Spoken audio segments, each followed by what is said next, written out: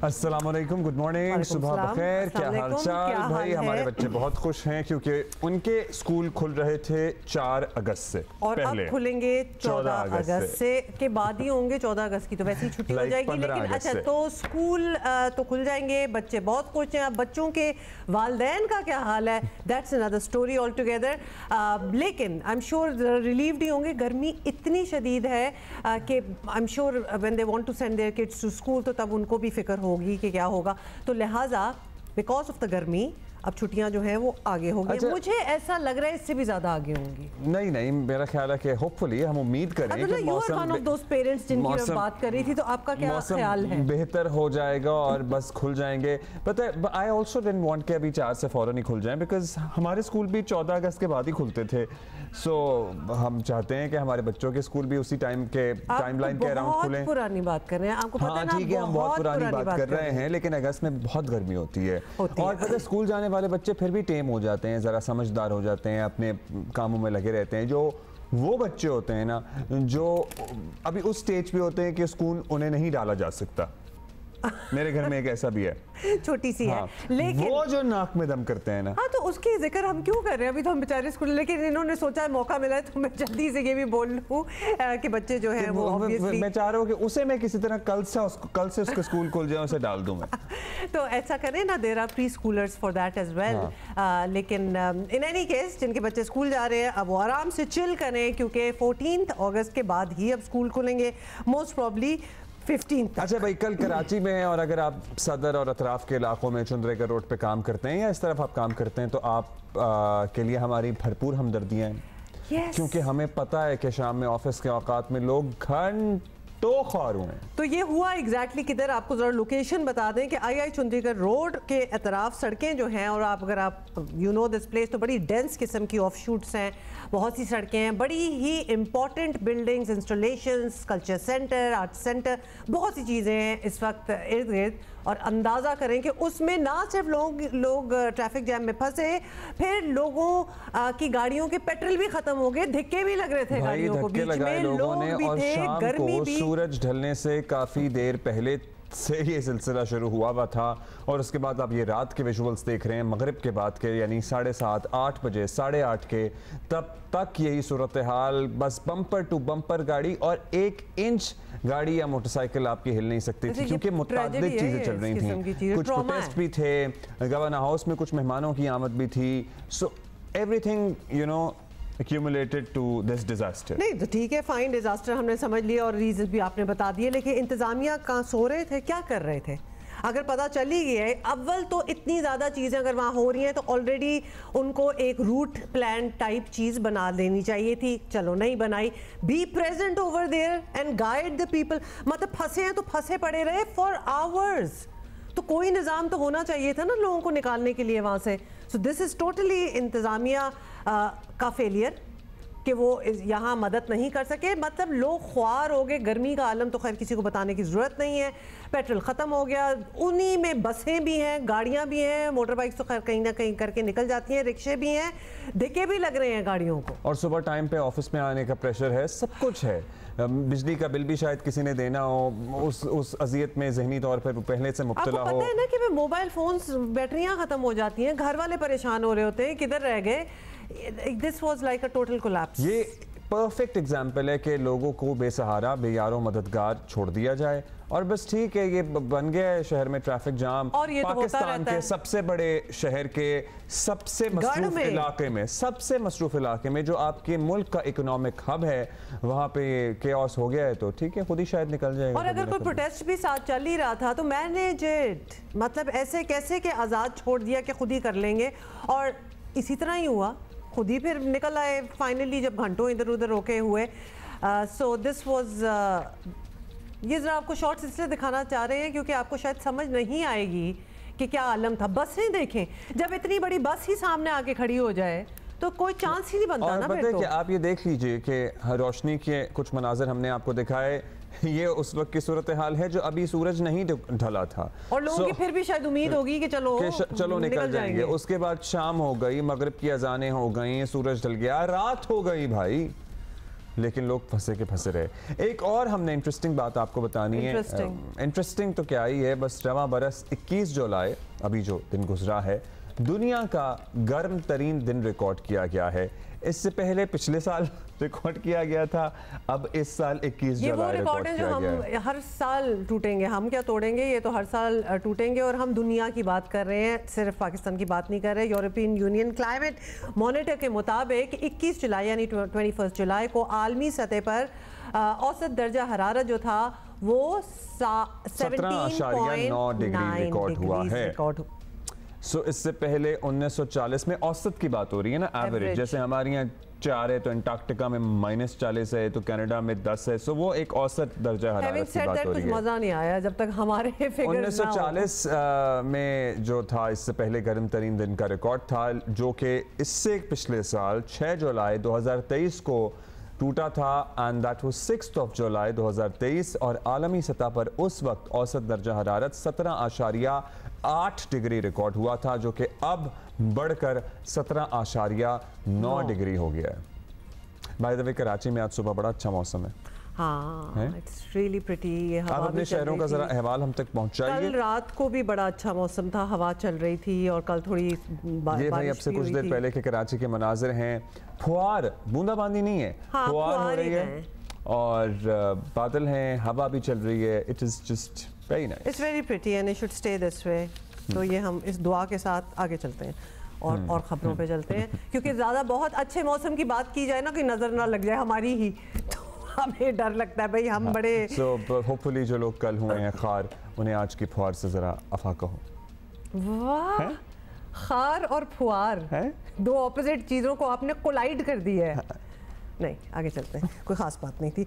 Okay, let us tell you, supreme court से मखसूस नशिस्तें मिलने का फैसला तहरीक इंसाफ के लिए नई लाइफ लाइन साबित हुआ और PTI बहुत खुश थी। मगर जैसे जैसे वक्त जो है वो गुजर रहा है, तहरीक इंसाफ की ये खुशी जो है ये ज़रा कम पड़ती जा रही है, बल्कि मांद पड़ती जा रही है। अच्छा चले, आप ले ले, मांद ही पड़ रही होगी आपके लिए, बल्कि मायूसी बढ़ रही है। How about that? ठीक है, तो मायूसी भी बढ़ रही है उनमें। चंद दिन पहले JUI के सरबराह मौलाना फजल रहमान ने दावा किया था कि हुकूमत मुखालिफ तहरीक चलाने के लिए तहरीक इंसाफ असेंबलियों से मुस्ताफ़ी होने को तैयार हो गई है। कल पार्टी के जनरल सेक्रेटरी उमर अयूब ने मुल्क में दोबारा इलेक्शन कराने का मुतालबा कर दिया। शहबाज शरीफ की फॉर्म 47 की हुकूमत मुस्ताफ़ी होके आज़ादाना मुनसिफाना इंतखाबात नहीं कराते। हमारे तहरीक तहफ़्फ़ुज़ आईन पाकिस्तान के प्लेटफॉर्म से भी हम सब जमातों की यही डिमांड है कि आज़ादाना मुनसिफाना इंतखाबात हो, कि पाकिस्तान को इस क्राइसिस से निकाला जाए। फॉर्म 47 की हुकूमत जो कि डूब चुकी है, फॉर्म 47 की हुकूमत में, शहबाज शरीफ की हुकूमत ने, मरियम नवाज की हुकूमत में, उस किश्ती में इतना पानी आ चुका है कि उसको अभी बचाना नामुमकिन हो चुका है। अदालतों से रिलीफ के बावजूद PTI रहनुमाओं की गिरफ्तारियों का सिलसिला अभी थमा नहीं है। 9 मई के वाक़यात बदस्तूर तहरीक इंसाफ के गले की हड्डी बने हैं। दूसरी तरफ इमरान खान ने पीर के दिन पहली बार एतराफ़ किया कि उन्होंने GHQ के सामने पुरअमन एहतजाज की कॉल दी थी। हुक्मरान जमात कह रही है कि अब कोई शक नहीं रह गया कि 9 मई इमरान खान ही के कहने पर हुआ। बानी तहरीक इंसाफ की जो आज कुछ जर्नलिस्ट से मुलाकात हुई और अपना उन्होंने आज जो कन्फेशन किया, जो 9 मई के हवाले से था, जिस पे उन्होंने बताया कि 9 मई के जो वाक़यात थे, उन्होंने अपनी जमात के लोगों को मुशावरत के बाद कहा था कि जो प्रोसेशंस हैं और जो आपने प्रोटेस्ट करना है, ये GHQ के बाहर, ये मिलिट्री इंस्टॉलेशन के बाहर आपने करना है। तो इसके बाद सवाल ये बनता है कि अब किस केस की या किस चीज का इंतजार है? ये कन्फेशन तो उनकी जमात के अपने लीडरान ने और उन्होंने खुद आज जर्नलिस्ट के सामने किया। अच्छा जी, PTI के कई रहनुमा तरदीद करते रहे कि बानी PTI ने ऐसी बात नहीं कही, लेकिन सलमान अकरम राजा की वजाहत से यही लगता है कि कान इधर से पकड़ो या उधर से, बात तो एक ही है। और ज़रा सुन लें उनका क्या कहना था। उन्होंने 9 मई के हवाले से किसी बात का कोई एतराफ़ नहीं किया। ये उनका पहले से मौक़िफ़ मौजूद है कि जब 14 मार्च को ज़मान पार्क उनके घर पर हमला हुआ, उसके बाद उन पर हमला किया गया जुडिशल कॉम्प्लेक्स में 18 मार्च को, तो हमला आवरों में रेंजर्स और ISI के लोग शामिल थे। ये बात किसी से ढकी छुपी नहीं है। उसके बाद पार्टी में ये फैसला हुआ कि अगर दोबारा ऐसी हरकत हुई, अगर पुलिस के मामलात में रेंजर्स या ISI या किसी और इदारे ने जिसका ताल्लुक नहीं बनता मुदाखलत की, तो फिर एहतजाज होगा, पुरअमन एहतजाज होगा, और एहतजाज वहाँ होगा जहाँ होना चाहिए, वो GHQ हो या कोई और दफ्तर हो। एहतजाज होगा लेकिन किसी गमले को, किसी पत्ते को भी नुकसान नहीं पहुँचाया जाएगा। तहरीक इंसाफ ने कल इमरान खान की रिहाई के लिए पार्लियामेंट के सामने एहतजाजी भूख हड़ताली कैंप भी लगाया। तहरीक तहफ़्फ़ुज़ आईन पाकिस्तान के तहत जुमे को मुल्क भर में एहतजाज की कॉल भी दी है। PTI मखसूस नशस्तों की मुंतज़र है, साथ ही इलेक्शन ट्रिब्यूनल से मज़ीद नशस्तें मिलने की उम्मीद भी लगाए बैठी है। खैबर पख्तूनख्वा में हुकूमत भी है, अब नए इलेक्शन का मुतालबा भी कर दिया है। PTI की ज़िग ज़ैग सियासी पॉलिसियों से सियासी मंजरनामे में बेयकीनी तो सर्टनली मौजूद है ही। पार्टी कारकुन भी उलझन में ही दिखाई देते हैं कि उनकी मंजिल है क्या। वैसे थोड़ा सा वो confusion is a part and parcel of this party. Asad Kaiser साहब ने कैटेगोरिकली तरदीद कर दी कि हम तो इसे ओन नहीं करेंगे जो मंसूब किया गया है बयान, और सभी सहाफ़ियों ने उसे रिपोर्ट किया जिनकी मुलाकात हुई है वहाँ पे इमरान खान साहब से इन द जेल कि उन्होंने 9 मई के वाक़यात के हवाले से कहा कि मुशावरत के बाद ये फैसला हुआ था कि पुरअमन एहतजाज GHQ के सामने किया जाएगा। और लेकिन वो इसलिए बाकी नहीं मानेंगे क्योंकि वो इतने पूरे 1 साल से डिनाई कर रहे हैं। हाँ, कैसी कोई बात नहीं हुई। नॉट ओनली GHQ, फिर लाहौर में भी होता है, फिर चकवाल में भी होता है, फिर मियांवाली में भी होता है। पूरे मुल्क में मिलिट्री इंस्टॉलेशंस के सामने उनके अंदर जाके तोड़ फोड़ एहतजाज चले। तोड़ फोड़ हम अगर एक लम्हे के लिए ये कह दें कि ये खुद ही कारकुन जज्बाती होके बेकाबू हो गए, लेकिन ये प्लान्ड था ना सारा एहतजाज। मतलब आप उनको इनवाइट करें कि आए जी इधर एहतजाज करते हैं, तो फिर आप कैसे एक्सपेक्ट कर सकते हैं, या क्या मैकेनिज्म है आपके पास कि आप उनको पुरअमन रखेंगे? But you never know, tomorrow if circumstances suit, Imran Khan साहब इस बात से वापस भी मुड़ सकते हैं, क्योंकि अभी तो वैसे ही डिनायल में है कि उन्होंने एग्जैक्टली क्या कहा था, क्या नहीं कहा था। well. हैदर शिराजी हमारे साथ मौजूद हैं, हमारे साथ ही हैं इस्लामाबाद से। हैदर, असद कैसर कहते हैं नहीं कहा, वो काशिफ अब्बासी के प्रोग्राम में थे, उन्होंने कहा जी हमने अपने रिपोर्टर से कंफर्म किया है, ये कहा है, उन्होंने कहा जी हम ओन नहीं करते। अब ये क्या बात है, हम ओन नहीं करते? मतलब कहा है तो हम ओन नहीं करते, कहा है नहीं कहा है? जो लीडर हैं वो कह रहे हैं और ये कह रहे हैं कि हम ओन नहीं कर रहे। देखिए, इस हवाले से बानी PTI ने तो हमारे साथ एक मौका पर कहा था कि जिस वक्त रेंजर्स के साबिक वज़ीर आज़म को गिरफ़्तार करे, पार्टी के सरबराह को घसीट कर बाहर लाए, तो जो उसके फॉलोअर्स हैं वो गुस्से में तो आएंगे।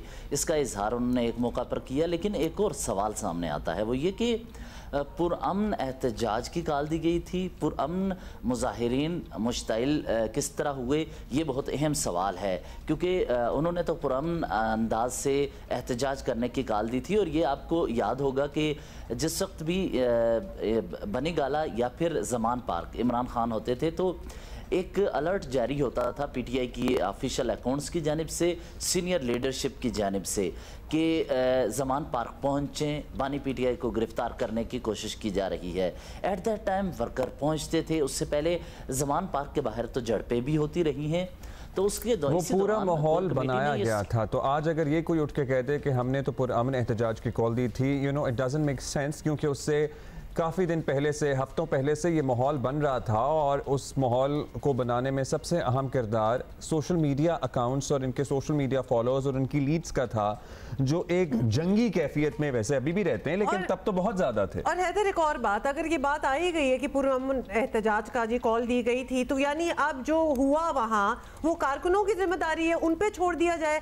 हमें ये समझ नहीं आ रही कि स्टेटमेंट का एंड क्या है, क्योंकि जो हुआ वो तो हम सारे देख ही रहे हैं। मानते ही नहीं थे ना कि हमने कुछ भी कहा था, लेकिन अब क्या कि जो प्रोटेस्टर्स आए, जो एहतजाज करने के लिए आए, उन्होंने खुद ही डिसाइड कर लिया कि जी हम ये करेंगे। देखिए, जब ये तमाम वाक़यात हो रहे थे और ख़ासकर इमरान खान को गिरफ़्तार किया था इस्लामाबाद हाई कोर्ट से, तो एट दैट टाइम मैं उनके साथ उस वक्त मौजूद था, गिरफ़्तारी से कबल भी। और जब उन्हें एक और मौका पर सुप्रीम कोर्ट ले जाया गया और उसके बाद उनकी रिहाई हुई, तो लाहौर तक उनके साथ हमारी टीम मौजूद थी। तो इस दौरान हमने ये देखा कि वर्कर्स को मोबिलाइज़ करने के लिए उनके रहनुमा जो वो ग्राउंड पर हमें नज़र नहीं आए थे। ये बात भी एक तरह से सामने रखनी होगी। और दूसरा ये कि जब वो पहले से कहते रहे कि पहुँचे बनी गाला, पहुँचे ज़मान पार्क, तो ऐसे मौका पर जिस वक्त ये सब कहा जाता था तो फिर वर्कर्स को पुरअमन मुजाहिरीन के तौर पर अपना पुरअमन एहतजाज रिकॉर्ड करने के लिए कौन सी सियासी क़यादत थी जो उनको इकट्ठा कर रही थी। यहाँ पर हमें एक गैप नज़र ज़रूर आता है, क्योंकि उस वक्त क्रैकडाउन भी हो रहा था पार्टी के खिलाफ, तो पार्टी की सीनियर क़यादत उस तरह खुलकर सामने नहीं आ रही थी। तो इसीलिए शायद वर्कर्स के ऊपर कोई मौजूद नहीं था, उन्हें कोई गाइड करने वाला, तो ये सब हुआ। लेकिन सवाल फिर वही होगा कि पुरअमन मुजाहिरीन या फिर पुरअमन मुजाहिरे की जब कॉल की गई तो वो मुश्ताइल क्यों हुए। बानी पीटीआई ने ये तो कहा था कि जिस वक्त फोर्सेस अपनी वर्दी में गिरफ्तार करें तो वर्कर्स ज़रूर गुस्से में आएंगे। अच्छा, आप ये बताइएगा हैदर, ये भूख हड़ताली कैंप आज दोबारा लगेगा, क्या बनेगा इसका? देखिए, ये भूख हड़ताली कैंप के हवाले से पीटीआई ने यह डिसाइड किया है कि बानी पीटीआई और क़यादत की रहाई, ख़वातीन की रहाई और उनको मैंडेट वापस मिलने तक ये भूख हड़ताली कैंप रोज़ाना की बुनियाद पर 3 बजे से लेकर शाम 7 बजे तक ये लगा करेगा। और ये 4 घंटे का भूख हड़ताली कैंप है, जिसमें यूँ समझ लें ज़ोहराने से इशाइये के दरमियान के ये 3-4 घंटे हैं। उन्होंने इस दौरान भूख हड़ताल का एलामती भूख हड़ताल है करनी है, लेकिन बानी पीटीआई ने इससे कबल कहा हुआ है कि वो भूख हड़ताल की तरफ जाएंगे। तो ये शुरू ही से अब प्रैक्टिस कर रहे हैं और अलामती भूख हड़ताल के जरिए उस भूख हड़ताल की तैयारी कर रहे हैं जिसका ऐलान बानी पीटीआई की जानिब से किया जाना है और ये रोजाना की बुनियाद पर होगी। Thank you Haider for updating us on that. जी, व्हाट इज अलामती भूख हड़ताल? लाइक चिड़ी रोजा टोकन कुछ घंटे की थी ना, मतलब एक नॉट एक्चुअली कि जी हम फॉरएवर चले गए हैं, टोकन। अच्छा जी, एक बहुत अहम बात है, किसी ने अपना असर और रसूख इस्तेमाल किया, किसी ने हड़ताल का प्रेशर डाला, किसी ने सिर्फ धमकी दे दी, किसी ने कहा फैक्ट्रियां बंद कर देंगे। हुकूमत बहुत से टैक्सेस वापस लेती जा रही है, डॉक्यूमेंटेशन से भी ऐसा लग रहा है पीछे हट रही है। जिस तबके ने हुकूमत को दबा लिया उसने टैक्स बचा लिया। माजी में भी यही होता, आज कुछ शायराना किस्म का आज हो रही है, आमद हो रही है। माजी में भी यही होता रहा है, हालिया बजट के बाद भी यही हो रहा है। फर्टिलाइजर वालों पर टैक्स की बात आई तो पार्लियामेंट उनके हक में आ गई। पेट्रोल पंप मालिकान पर मामूली सा टैक्स लगा तो उन्होंने हड़ताल कर दी, पेट्रोल पंप बंद होने की धमकी दी, हुए भी टैक्स वापस ले लिया गया। फ्लावर मिल्स वालों ने विद होल्डिंग टैक्स के खिलाफ मिलें बंद कर दी, उनका मुतालबा भी मान लिया गया। अब रिटेलर्स और दुकानदारों के मामले में भी विफाक घुटने टेकती नजर आ रही है। फैसला हुआ है कि टैक्स का तयन दुकानों की फेयर मार्केट वैल्यू के हिसाब से किया जाएगा, यानी रिहायशी इलाकों में वाक़ दुकानें टैक्स से मुस्तस्ना होंगी। खैबर पख्तूनख्वा हुकूमत ने तंबाकू इंडस्ट्री पर आए टैक्स में 100% कमी। इमेजिन 100%, हमने बेसिकली टैक्स ही हटा दिया ना। इमेजिन मैं नहीं इमेजिन कर सकती, बिकॉज इस तरह तो फिर इमेजिन करने बैठे तो फी किलो तंबाकू, देखिए बेसिकली तो फिर तो आवाम सड़कों पे आ जाए ना कि हम सड़कों पे आएंगे तो 50 के बजाय 25 रुपए टैक्स आयद होगा। सिंध के बजट में रेस्टोरेंट्स और होटल्स को डेबिट और क्रेडिट कार्ड पर 15% के बजाय 8% टैक्स की इजाज़त दी गई थी ताकि डॉक्यूमेंटेशन हो। अब दोबारा होटल्स और रेस्टोरेंट्स आवाम से 15% ले रहे हैं, कुछ तो पहले भी ले रहे थे, उनकी अपनी कोई कि उन्होंने इजाज़त ली हुई थी या पता नहीं क्या सिलसिला था। इसी पे हम पूछते हैं ना ज़रा, वज़ीर इत्तलात सिंध शर्जील मेमन साहब हमारे साथ मौजूद हैं। मेमन साहब, सिंध ने ये इनिशिएटिव लिया कि मईशत की डॉक्यूमेंटेशन हो, इनकरेजमेंट हो, रेस्टोरेंट्स पर कार्ड के जरिए अगर आप पैसे देंगे तो टैक्स कम कटेगा, लेकिन अभी 2-4 हफ्ते गुजरे हैं, क्या प्रेशर आ गया ऐसा कि वापस ले लिया गया फैसला? जी देखिए जी, अभी जैसे ही नया बजट आया है तो डेफिनेटली हर चीज में महंगाई भी हुई है और टैक्स को रिफॉर्म्स किया गया और उसमें ये टारगेट किया गया कि जो लोग अफोर्ड कर सकते हैं और जो लोग ज्यादा पे मास्टर है उन पे बोझ डाला जाए, आम गरीब आदमी पे बोझ ना डाला जाए। तो रेस्टोरेंट्स का आपको डेफिनेटली पता है कि अफोर्डिंग लोग ही रेस्टोरेंट्स में जाते हैं और वो डेफिनेटली एक तफरीह के लिए भी जाते हैं और वो उनका एक बाइंग पावर भी, उनका स्पेंडिंग पावर भी है। तो एक टैक्स के हदफ जो है वो पूरे पाकिस्तान गवर्नमेंट भी देती है, IMF के भी जो है टारगेट्स आते हैं पाकिस्तान गवर्नमेंट को, तो वो प्रोविंशियल गवर्नमेंट को भी डायरेक्शन देती है कि आप सब लोग अपने अपने टैक्स में रिफॉर्म्स करें। रिफॉर्म्स के लिए हर सेक्टर में जो है वो कोशिश की जाती है कि हर सेक्टर जो है उस पर जो है वो टैक्स डाले जाए, लेकिन उसमें कोशिश ये होती है कि जो वो सेक्टर है जहाँ पे आम गरीब आवाम जो है उस पर बोझ ना डाला जाए, उनको उस बोझों से बचाया जाए। तो यही हमेशा क्राइटेरिया रहा है और इसीलिए ही जो है वो कोशिश, पहले यही कोशिश थी कि जी कम किया जाए, लेकिन फिर डेफिनेटली जब आपके पास टैक्स के हदफ होते हैं, हदफ हासिल करने के लिए इस तरह के टैक्सेस जो डाले जाते हैं। लेकिन अभी तक जिन जिन लोगों की बात हो रही है, जिन इंडस्ट्रीज़ की बात हो रही है, वो गरीब आवाम बिल्कुल नहीं है। तो आप ये बताइएगा मेमन साहब कि आप और हम जानते ही हैं कि ताजर हों, सनतकार हों, दुकानदार हों या कोई भी खुशी से कोई टैक्स नहीं देता। तो जिसका बस चलता है वो असर रसूख जो है इस्तेमाल कर लेता है और जिसका नहीं चलता वो फिर हड़ताल पे बैठ जाते हैं। तो अगर इसी तरह आप लोग प्रेशर में आते रहे तो कितने टैक्स वापस लेंगे? देखिए, मैं आपको एक अर्ज कर लूँ कि जितने भी ताजिर हैं या जो भी है, जितनी भी कम्युनिटीज हैं, अनफॉर्चुनेटली हमारे पास मुल्क में एक बहुत बड़ा डिलेमा ये है, ज़्यादा हर चीज़ का करते हैं लेकिन फिर जो है हम टैक्स देने के लिए तैयार नहीं है। आज भी आपकी पॉपुलेशन का जो है वो 5% भी ऐसा नहीं है कि जो कि मुकम्मल टैक्स अदा करता हो, जिसकी वजह से आप देखेंगे हमारी मईशत पर दबाव होता है। दुनिया की किसी भी मुल्क में कोई भी चीज़ बिल्कुल फ्री नहीं होती।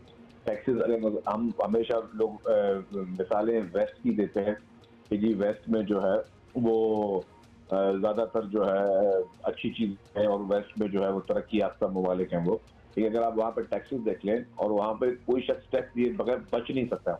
उनका सिस्टम ऐसा है कि हर शख्स को टैक्स देना होता है। अनफॉर्चुनेटली हमारे पास आप लोगों को जाके देखें कि लोग मतलब गाड़ियों में भी हैं, घरों में भी हैं, लेकिन वो टैक्स नहीं देते। जैसे कि हम बात विद ऑल ड्यू रिस्पेक्ट करते रहते हैं कि ये तो डेवलप्ड नेशंस हैं, और वो इसीलिए डेवलप्ड हैं क्योंकि उनका टैक्स जो है वो हर कोई दे रहा है। वही मैकेनिज्म सीख के हमको इधर अप्लाई कर लें, कोई 50% ऑफ पॉपुलेशन ही दे दे, वाई 5? मतलब ये सवाल तो बनता ही है। अच्छा, अब ज़रा एक सियासी बात, ज़ाहिर है पीपल्स पार्टी भी अब चली गई है मुस्लिम लीग नून के बाद ये मखसूस नशिस्तों वाले फैसले के खिलाफ सुप्रीम कोर्ट। क्या समझा जाए?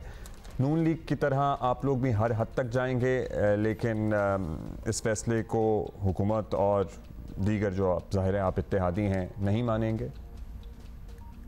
देखिए जी, अदालतों के फैसले हमने कड़वे से कड़वे भी माने हैं। हमने जो ऑब्वियस जहाँ पे अदालती ज्यादतियाँ हुई हैं, हमने अपने कायद जो हमारे लीडर हैं उनका अदालती कत्ल जो था उसको भी हमने एहतजाज जरूर किया, लेकिन वो एक अदालती फैसला था। उस फैसले को जो कि दुनिया की तारीफ का मैं समझता हूँ कि एक शारतरीन फैसला था।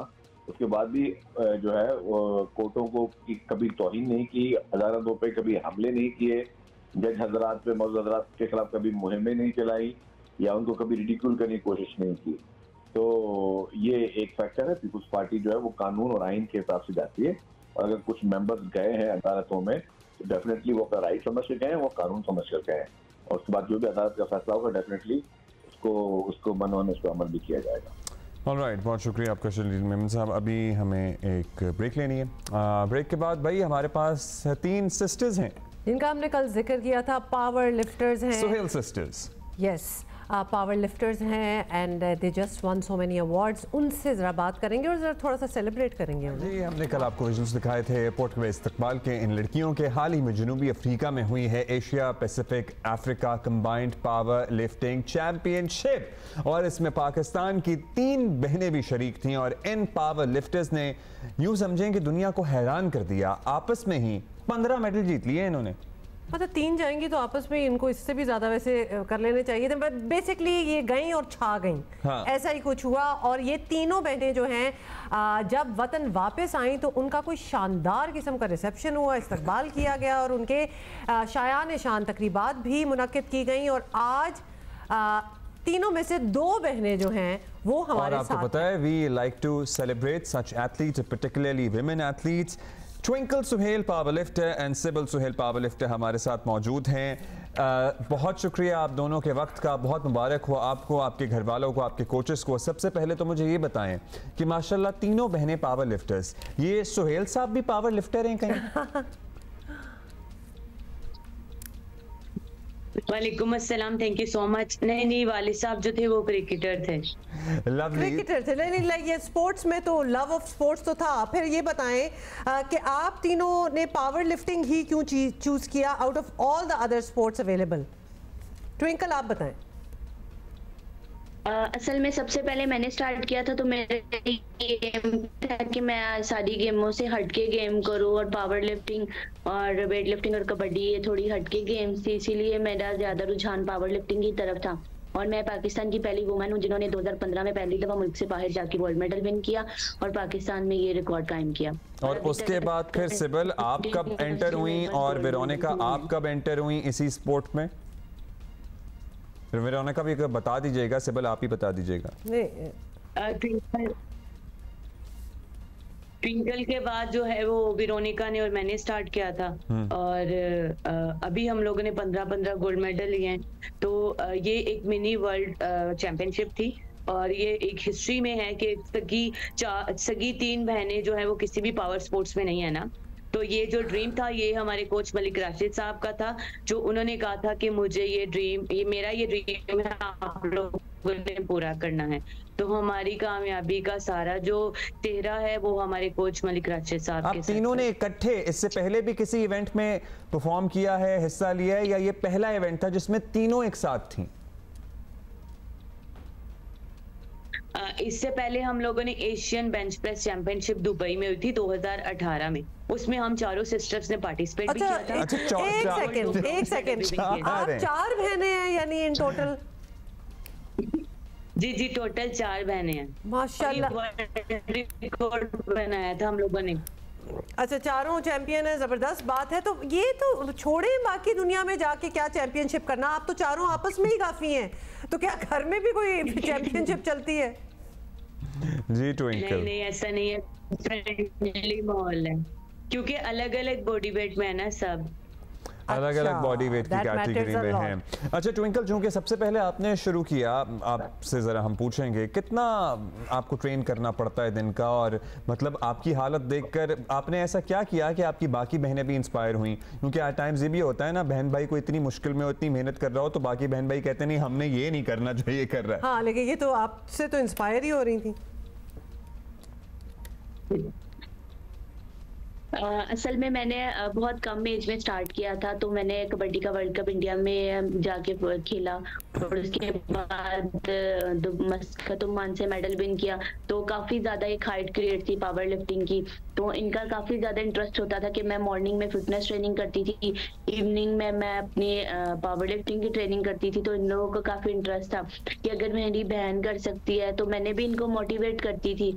तो फिर साइबल ने, वेरोनिका ने, मरियम ने स्टार्ट किया, तो हम लोगों ने फिर ये आगे फिर हम लोग वर्ल्ड रिकॉर्ड और ये हम लोगों ने ये असल में एशियन अफ्रीकन कंबाइंड पावर हम लोगों ने वेरोनिका सुहेलगरी में 5 गोल्ड मेडल विन किए 2 इवेंट्स में, क्लासिक और इक्विप्ड। और साइबल सुहेल ने 52 कैटेगरी में क्लासिक और इक्विप्ड में मेडल विन किए 5, और मैंने -84 कैटेगरी में 5 गोल्ड मेडल विन किए। ये एक मिनी चैंपियनशिप थी, इसमें मिनी वर्ल्ड चैंपियनशिप थी जिसमें 20 से 25 कंट्रीज वहां पर मौजूद। किस के साथ मैचेस हुए आपके?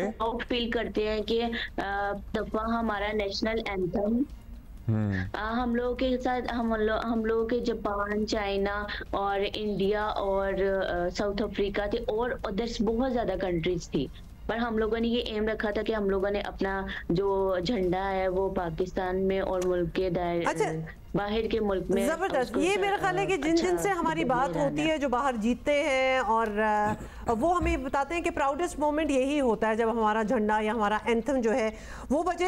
ये ज़रूर बताएं सिबिल कि आप लोगों के कोच जो हैं, ऑब्वियसली इतनी एक्सटेंसिव किस्म की कोचिंग ट्रेनिंग वगैरह है और इसीलिए आप चैंपियंस हैं। एक ही कोच है बहनों के? जी एक ही कोच है जी, चारों के एक ही कोच है, सर मोहम्मद राशिद मलिक साहब और सर अदनान, ये हमें पावर लिफ्टिंग की ट्रेनिंग करवाते हैं। लवली। व्हाट्स नेक्स्ट, अब ये बताइएगा सिबिल, मतलब आगे क्या करना है? Is there any championship that you look forward to जिसमें आप लोगों ने हिस्सा लेना है, इंडिविजुअली या एक साथ? बेसिकली अभी जो है कॉमनवेल्थ के लिए हम लोग टारगेट वही रखा है, उसी के ट्रेनिंग स्टार्ट करेंगे। और मेरी यही अपील है पूरे पाकिस्तान से कि जो इंडिविजुअल गेम्स हैं उनको प्रमोट किया जाए, और उनको जैसे कि हम लोग पाकिस्तान से बाहर जाते हैं तो हम लोगों को फुली अकोमोडेट किया जाए।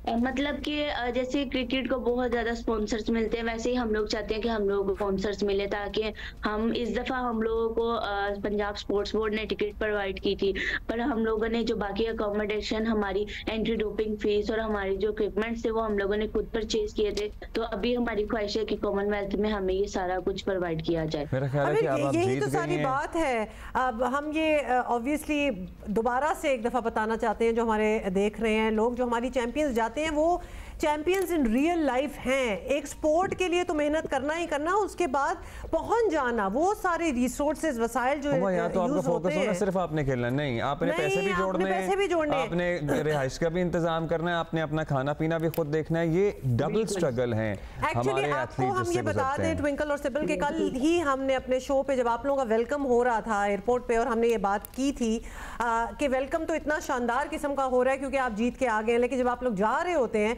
तो कितनी ऑर्गेनाइजेशंस हैं, कितने इंडिविजुअल्स हैं, कितने बोर्ड्स हैं जो आप लोगों की मदद करते हैं, क्योंकि ये बड़ी रेयर बात हो रही है। अच्छा, अब ये बताइएगा कि घर में 4 बहनें हैं, कोई भाई भी हैं, और वो माहौल हम समझना चाहते हैं जहां चारों की चारों ट्रेनिंग भी कर रही हैं, स्पेशल डाइट्स भी होंगी, अपने टाइमिंग्स भी होंगे, ये किस तरह मैनेज होता है? दोनों में से कोई एक बताए। ये बहुत ज़्यादा टफ होता है हमारी फैमिली के लिए, क्योंकि हम लोग मिडिल क्लास फैमिली करते हैं, हम लोगों को डाइट का बहुत ज़्यादा ध्यान रखना पड़ता है। वालिद साहब से सबसे जितना हो सकता है वो करती है, और 2 भाई हैं हमारे, वो इंटरनेशनल साइकिलिस्ट है।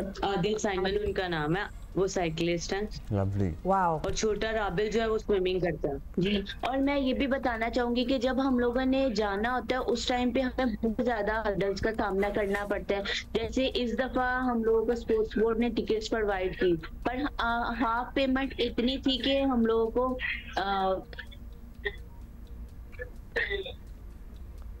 जी बताइएगा, सुन रहे हैं हम आपको। हम लोगों को काफी ज्यादा हर्डल्स का सामना करना पड़ता है। इस दफा स्पोर्ट्स बोर्ड ने हमें टिकट्स प्रोवाइड किया है, बट पहले भी हम लोग खुद जाते रहे, और हाफ पेमेंट हम लोगों ने खुद मेरे वालिद साहब ने की थी।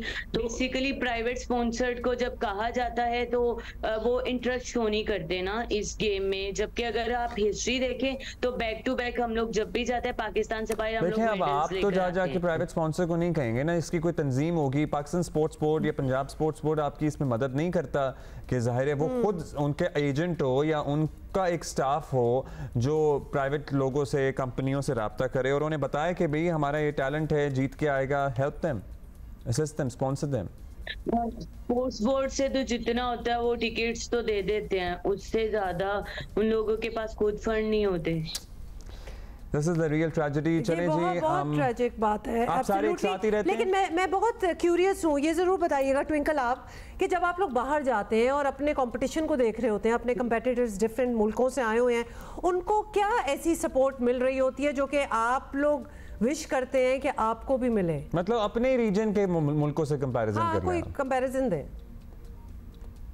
उनको बहुत ज्यादा फैसिलिटेट किया जाता है। जैसे हम लोगों के पास प्रॉपर पावर लिफ्टिंग की जिम मौजूद नहीं है जो इंटरनेशनली लेवल के मुताबिक होगी, उनके पास वो सारे इक्विपमेंट्स मौजूद होते हैं, उनके पास कैंप होते हैं, उनके पास प्रॉपर डाइट प्लान्स और डाइट को उनको कैंप में डाइट मिलती है ताकि वो प्रॉपर तौर पे 3 to 5 मील्स लेकर ट्रेनिंग कर रहे होते हैं। यहाँ पर हम लोग खुद की सपोर्ट कर रहे होते हैं, तो ये काफी ज्यादा ना खुद स्पॉन्सर ढूंढने, खुद सब कुछ करना, तो इतना फोकस ट्रेनिंग पे नहीं होता। उन लोगों का फोकस होता है जस्ट ट्रेनिंग रेस्ट। हम लोगों ने लास्ट डेज में भी ट्रेनिंग में करो, इनफैक्ट स्पॉन्सरशिप से भी बात करो, स्पॉन्सरशिप को कायल करो कि हमें स्पॉन्सर्ड करे, तो बहुत ज्यादा मुश्किल होता है। अगर पहले दिन से पता हो कि हमें स्पॉन्सर कर रहे हैं फुल्ली, तो हम लोग पूरा फोकस करके ट्रेनिंग करें और ज्यादा हम लोग जो है अपना बेस्ट दें, और जिस तरह वो मेंटली रिलैक्स होके ट्रेनिंग करते हैं और लिफ्ट करते हैं और इवेंट खेलते हैं, वैसे अगर हम खेले तो मुल्क और पाकिस्तान का नाम और ज्यादा रोशन करें। डेफिनेटली वी एब्सोल्युटली एग्री के सपोर्ट भी होनी चाहिए, पेट्रनेज भी होनी चाहिए, स्पॉन्सरशिप्स भी होनी चाहिए, लेकिन उसके बावजूद माशाल्लाह मतलब देखने वाले इस वक्त देख रहे होंगे कि हम इन लड़कियों को मजीद क्या सपोर्ट करेंगे, तो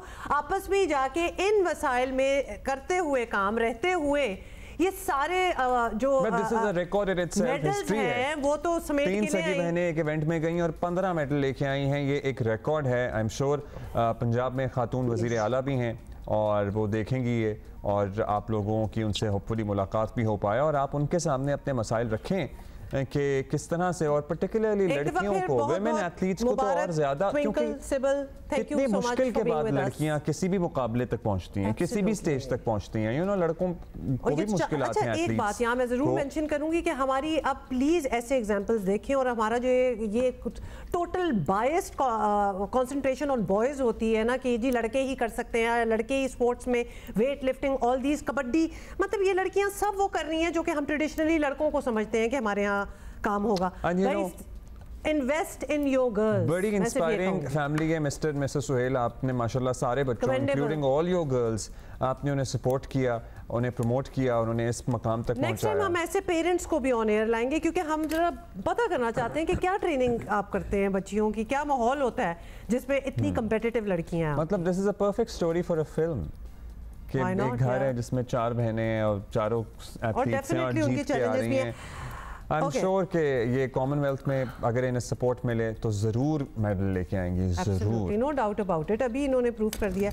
आजकल बिजली के बिलों और पर्टिकुलरली कैपेसिटी पेमेंट्स की बहुत बात हो रही है और आम आदमी भी अब तकरीबन समझ गया है कि कैपेसिटी पेमेंट्स हमें उन मद में उन बिजली घरों को देनी पड़ रही हैं जो फुल कैपेसिटी पे अपनी पूरी यूटिलाइजेशन पे चल भी नहीं रहे हैं, क्योंकि मुआहदे ही ऐसे हैं। और जाहिर है वैसे ये सिंपल सी बात है और कितनी अजीबोगरीब बात है ना, है, सुन के यकीन नहीं आता ना, मगर जाहिर है इन लोगों ने इन्वेस्टमेंट की है। लेकिन साथ में अचंबा और हैरानी लोगों को तब हुई कि इसमें से major percentage of capacity payments goes to the बिजली घर जो कि हुकूमत के हैं, और हुकूमत को ये कैपेसिटी पेमेंट्स वसूल हो रही हैं, और ये सारा बोझ किस पे पड़ रहा है? आम आदमी पे। फिर कैपेसिटी पेमेंट्स के साथ साथ हुमा सर्कुलर है जो कि हमारी नाअहली, मिसमैनेजमेंट और हमारी अपनी गलतियों और कोताहियों का नतीजा है, उसका बोझ किस पे पड़ रहा है? आम आदमी पे। अच्छा, आम आदमी में भी आपको ये बता दें कि गरीब तो ऑब्वियसली पहले ही परेशान था, बिजली के ड्रैकोनियन बिलों ने मिडिल क्लास का भी खून चूस लिया है, तो यानी गरीब तबके से आई एम सॉरी टू से, लेकिन आप एक एक्सपेक्ट कर लेते हैं कि इनके लिए तो मुश्किल होगा, लेकिन जो मिडिल क्लास जब गरीब तबके में आना स्टार्ट हो जाता है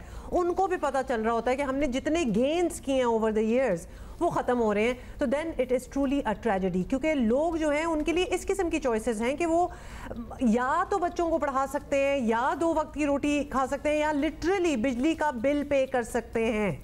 इस किस्म की चॉइसेस अब जो हैं वो लोगों के सामने आ रही हैं। भारी भरकम बिल लोगों को ना सिर्फ गुर्बत की तरफ धकेल रहे हैं बल्कि आवाम की जहनी और नफ्सियाती सेहत पर भी खौफनाक असरात मरतब हो रहे हैं। सॉरी टू से हमारे मुल्क में मेंटल हेल्थ के बारे में इतना सोचा नहीं जाता, लेकिन these are the very reasons जो आपको ट्रॉमा की तरफ लेके जाती हैं। क्योंकि गुजरावाला में 30,000 से ज़ायद बिल आने पर बड़े भाई ने छोटे का कत्ल कर दिया, क्योंकि वो आधा बिल देने को तैयार नहीं था। और ये कोई अलिफ लैलवी कहानियाँ नहीं हैं, ये हमारे माशरे, हमारे मुल्क में, हमारे गली मोहल्लों की ये हकीकत है जो हम आप तक पहुँचा रहे हैं। यही हालात हैं। I was listening to somebody परसों, वो लड़का आंखों में आंसू डबडबा रहे थे, कह रहा था 25,000 बिल आया है, इस मरतबा अपनी बाइक बेची है।